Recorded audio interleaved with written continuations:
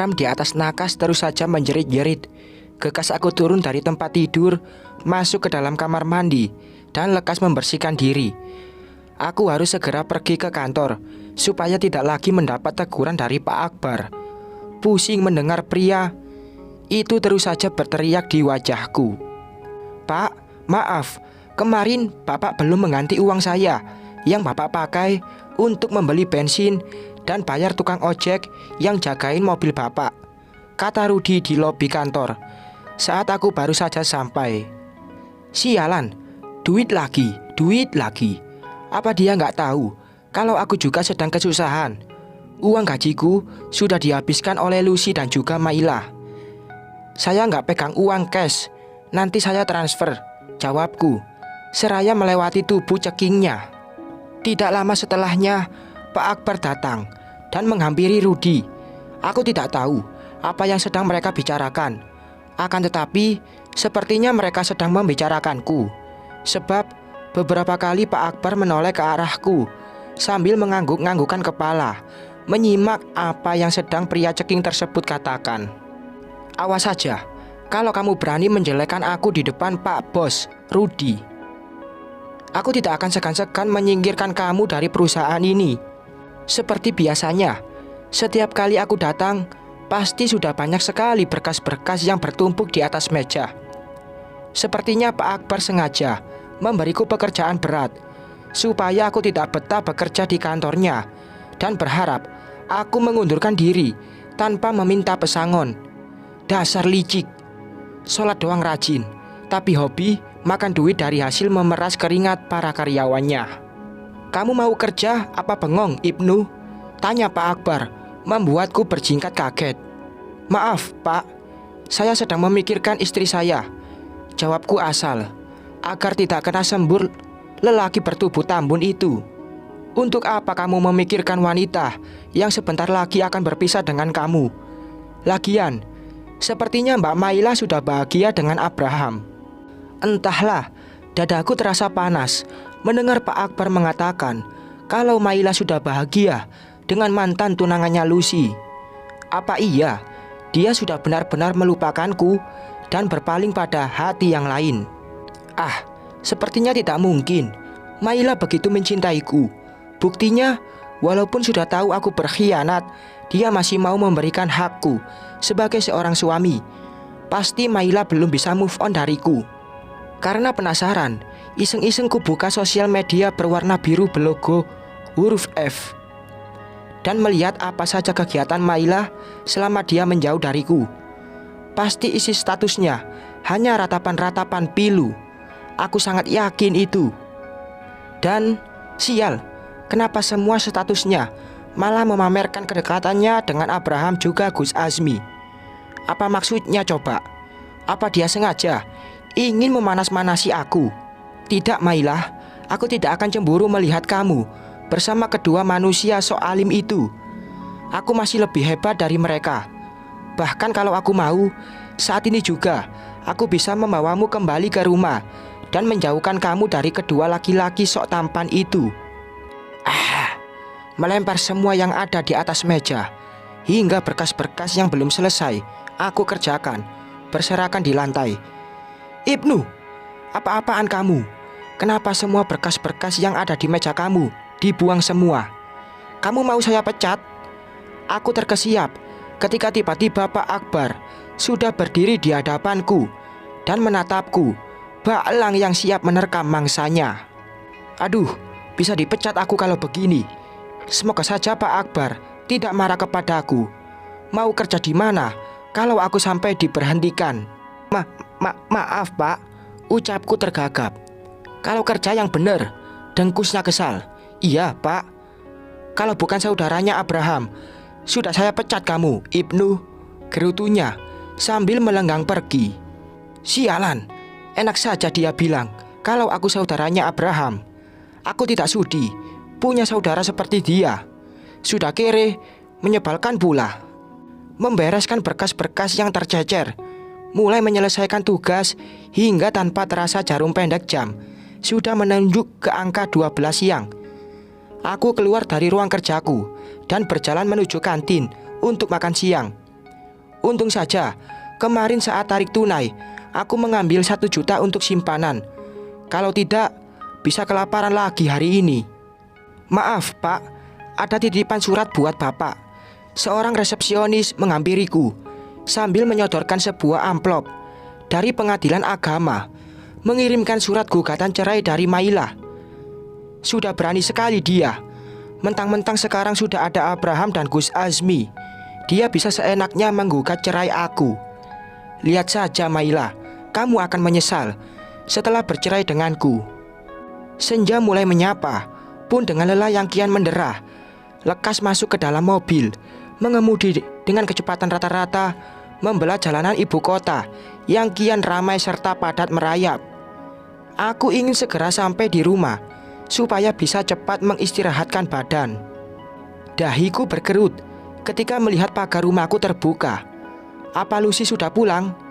Tapi kenapa ada mobil Abraham terparkir di karpot rumahku?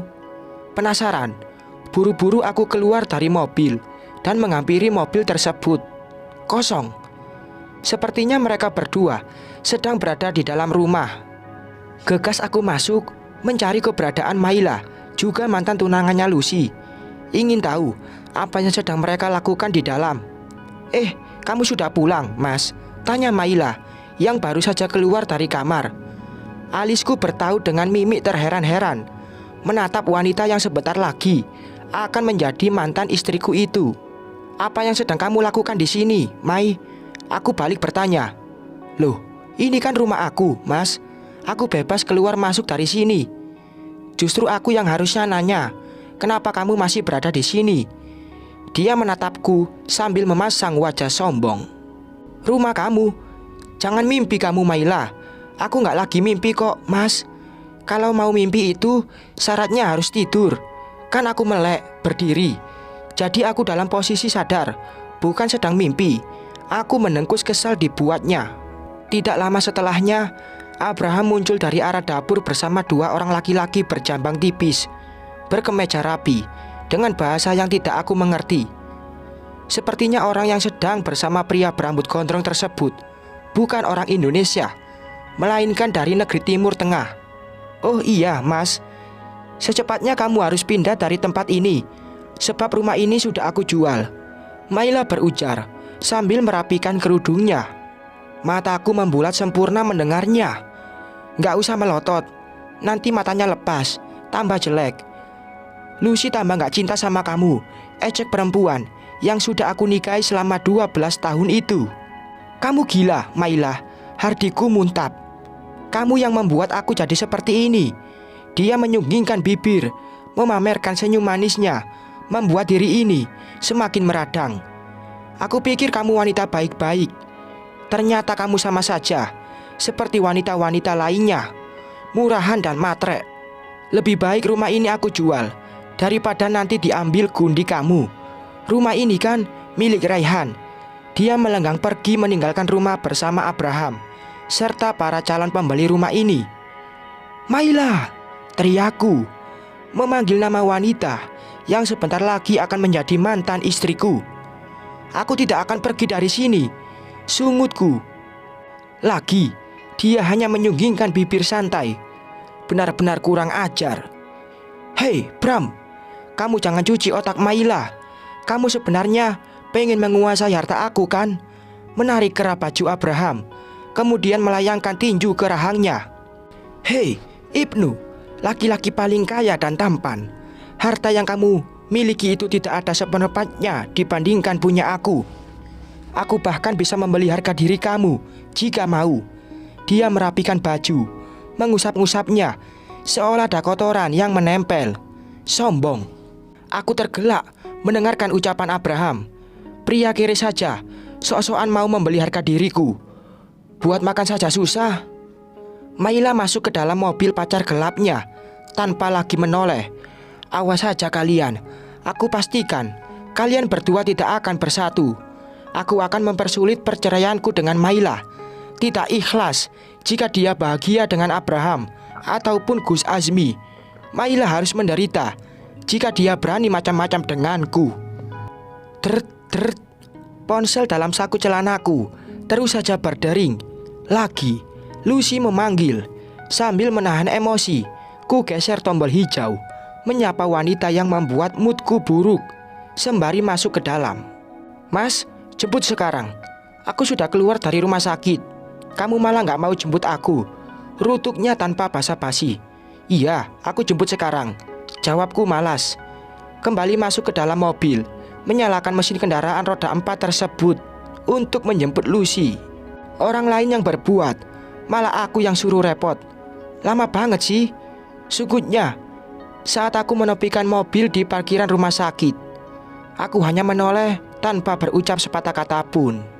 Mana uang aku yang kamu pakai buat bayar biaya rumah sakit? Lucy menodongkan tangan. Aku kesal.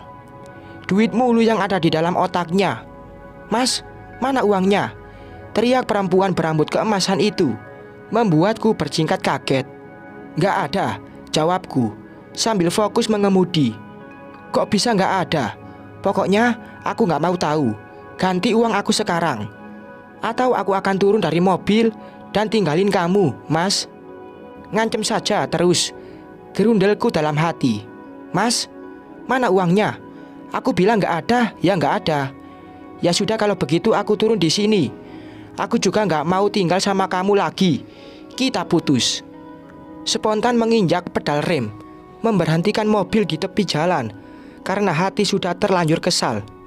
Loh, Mas, kenapa malah berhenti? Lucy melipat tangan di dada. Katanya kamu mau turun di sini. Ya sudah, silahkan turun. Aku gak masalah kalau putus dari kamu. Perempuan matre, doyan main laki-laki. Apa yang bisa aku pertahankan dari wanita kayak kamu? Lucy membuka pintu lalu keluar. Gegas kulajukan mobil, meninggalkannya. Walaupun sepertinya dia mengejar dan melambai memanggilku. Biarlah, sekali-kali dia harus dikasih pelajaran. Bersambung.